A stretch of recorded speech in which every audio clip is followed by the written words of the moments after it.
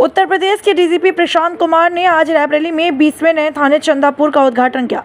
इस दौरान नए बने थाने की आवश्यकता को बताते हुए कहा कि 23 गांवों की बड़ी आबादी को अब तक काफ़ी दूर चलकर अपनी शिकायत दर्ज कराने जाना पड़ता था, उसे अब उतना नहीं चलना पड़ेगा।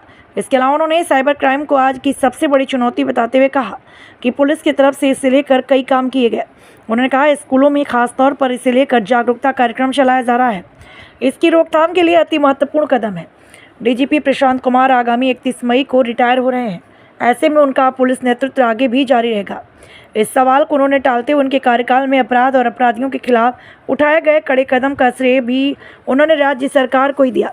डीजीपी प्रशांत कुमार नए बने थाने में आने वाले 23 थानों के चौकीदारों को इस मौके पर नई साइकिल, छाता और लाठी वितरित की। इसके बाद डीजीपी ने थाना परिसर के भीतर पौधारोपण किया। ऐसी कंफर्टेबल स्थिति नहीं है, तो जनशक्ति के मामले में यहाँ हमने देखा कि अच्छी ऑपरेशन लंगड़ा हो, ऑर्गेनाइज क्राइम तोड़ना हो, सब कुछ एकदम ध्वस्त हुआ है। तो 31 मई के बाद भी आपको मिलता रहेगा नेतृत्व या नहीं? ये सब चीज़ें तो एक सामान्य प्रक्रिया है सरकारी नौकरी में। ये सारी चीज़ें, इसका पूरा श्रेय सरकार को और माननीय मुख्यमंत्री जी के नेतृत्व को जाता है, जिन्होंने सबसे पहले इस क्राइम और क्रिमिनल के खिलाफ जीरो टॉलरेंस की नीति को अपनाया और पुलिस को पूरी तरीके से स्वतंत्र रखा किसी भी अन्य प्रकार के इंटरफेरेंस से, जिससे इसके परिणाम आए। अभी आपने देखा होगा कुछ महीने पहले ही जो महाकुंभ हुआ, वो पूरे विश्व के लिए एक मॉडल है कि इतने लोग 45 दिन के अंदर 66 करोड़ 30 लाख लोग आए और बिना उस दौरान कहीं कुंभ क्षेत्र में न कोई घटना, तो कोई दुर्घटना, न कोई मर्डर, न कोई अन्य प्रकार के क्राइम हुए। तो ये सब दिखाता है कि शासन का कितना कमिटमेंट है इसके प्रति। सर आज आने का क्या यहाँ पे औचित्य था रायबरेली? एक नया थाना चंदापुर के नाम से शासन ने सृजित किया है और यहाँ के भौगोलिक स्थिति को देखते हुए जो मानक हैं उसके हिसाब से, उसको ध्यान में रखते हुए शासन ने एक नया थाना सृजित किया है। ये जनपद का 20वां थाना है।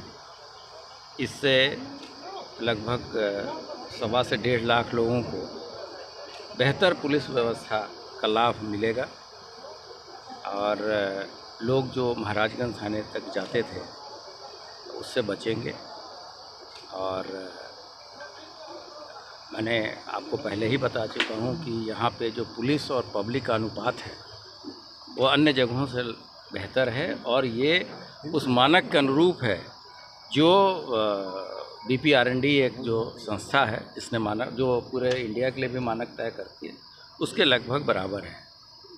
और जब नए हमारे आरक्षी आएंगे यहाँ भी एक RTC चलेगी, तो मानक लगभग 100 के बराबर। यहाँ 100 लोगों पे एक, अगर हम पूरे जनपद की पॉपुलेशन को देखें तो 100 लोगों पे एक आदमी की रहेगी। और शासन की वरीयता आप सभी लोग अवगत हैं कि कानून व्यवस्था के प्रति कितनी सजग और सतर्क है और अपराध के प्रति ज़ीरो टॉलरेंस की नीति रहती है। और सरकार का मानना है कि जब अमन चैन रहेगा, पीस रहेगी और कानून व्यवस्था अच्छी रहेगी, तो उसी हिसाब से विकास भी होगा और यहाँ निवेश भी प्राप्त होगा। सर साइबर अपराध जो है वो उत्तर प्रदेश ही नहीं पूरे देश में हो रहा है। आपने साइबर थाने भी बनाए हैं, लेकिन आपको लगता नहीं कि ये थाने और अपग्रेड किए जाने की ज़रूरत है? हाँ, वो जब 2017 में सरकार बनी थी तो सिर्फ 2 ही साइबर थाने थे पूरे प्रदेश में। तो प्रथम चरण में इसको सभी मंडलीय स्तर पे 18 थाने इस्टेब्लिश किए गए और उसके बाद में इस जो साइबर अपराध की जो का प्रकार और उसका वॉल्यूम देखते हुए हर एक जनपद में एक थाना खोला गया शासन के द्वारा और हर एक थाने में, साइबर थानों के अतिरिक्त जितने थाने हैं सभी में एक साइबर हेल्प डेस्क भी खोला गया है और वहाँ भी चीज़ों को, साथ ही साथ जो साइबर क्राइम हो रहे हैं उससे जागरूक करने के लिए भी एक बहुत बड़ा जन जागरण अभियान विभिन्न लोगों के द्वारा चलाया जा रहा है, जिसमें पुलिस भी शामिल है। और हम लोग यहाँ के सिलेबस में भी हम लोगों ने कहा है कि जो यहाँ विद्यालयों में बच्चे पढ़ते हैं उनको भी बताया जाए और समय समय पे वहाँ पे स्कूल्स कॉलेजेस में जाके और बच्चे और बच्चियों को विशेषकर जो छोटे ऐसे बच्चे बच्चियाँ जो कि 10 से 15 वर्ष की उम्र की हैं उनको इन सब चीज़ों से अवगत कराया जाता है कि कैसे साइबर उससे बचें तथा केंद्र सरकार के द्वारा भी इसमें बहुत सारे प्रयोग किए जा रहे हैं जैसे कि I4C एक अलग से वहाँ भारत केंद्र सरकार के गृह मंत्रालय में एक यूनिट खोला गया है जो इन चीज़ों का लगातार अनावरण करता है कि कितने कंप्लेन प्राप्त हुई और उसमें से कितने FIR में कन्वर्ट हुई।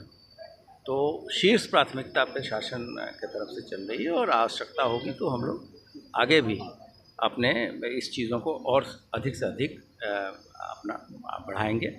और आप सभी अवगत है कि लगभग 60,000 जो नए बच्चे आ रहे हैं वो बहुत ही हाईली क्वालिफाइड हैं और उनके बेसिक ट्रेनिंग में भी हम लोगों ने साइबर क्राइम एक बहुत बड़ा वो है एस्पेक्ट रहेगा जिस पर हम उनको लड़कों को ट्रेन करेंगे। और अभी जो 9,000 उपनिरीक्षक आए थे वो भी फुली ट्रेंड हैं इस तरह के अपराधों से डील कर।